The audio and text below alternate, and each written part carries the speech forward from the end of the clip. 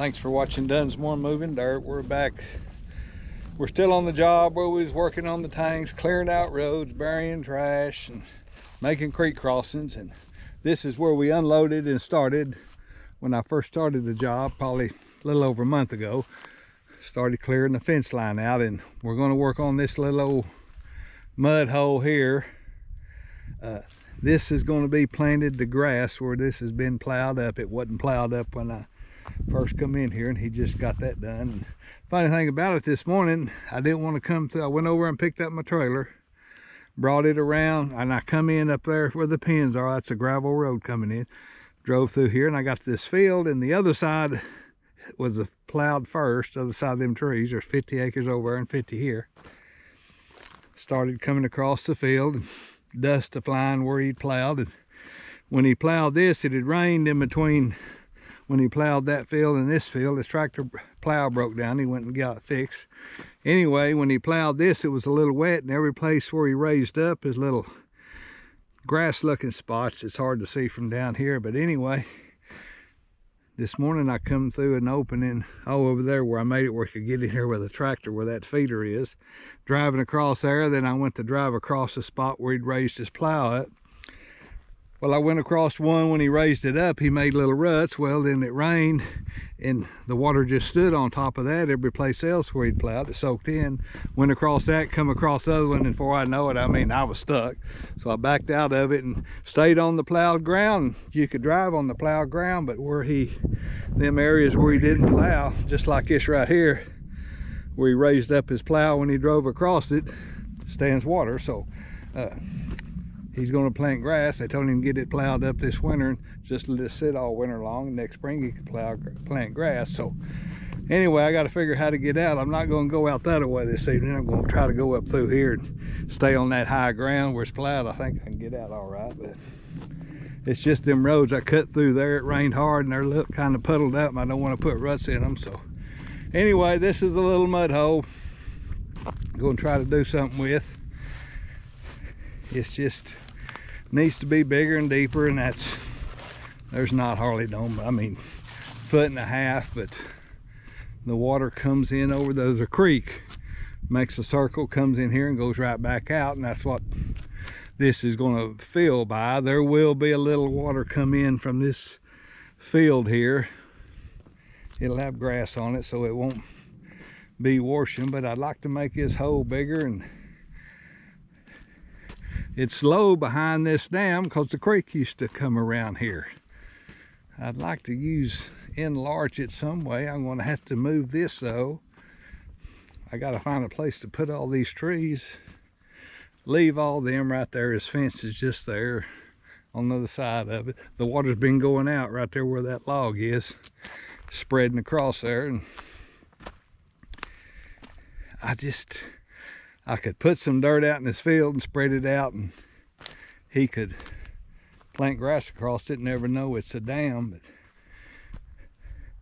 I'd like to maybe tie the dam into there and come around through there, then tie it back into the hill just a little bit farther down, and it'll still spill over there and go back in the creek. The creek goes on that way. So it hadn't really hit me yet what to do, but I'm going to start getting some of these trees out of the way. This could all be whole here instead of leaving them few little old trees there, and that'd make it that much bigger. It's not nothing but a patch of briars. It might as well be water instead of briars. All this, I could bring the hole over to here, square it up, make some more room, but that's really the main fill of it's going to be when that creek comes in here, stays, and then when it reaches whatever elevation that is over there, it'll go out. So anyway, that's what we're going to figure out. If it comes to me after a bit, I'll show it to you. If it don't, I'm not going to show you till I figure out what I'm going to do. So might let you see knocking down some of these trees, but so we'll let you see what happens here in a little bit. Bye.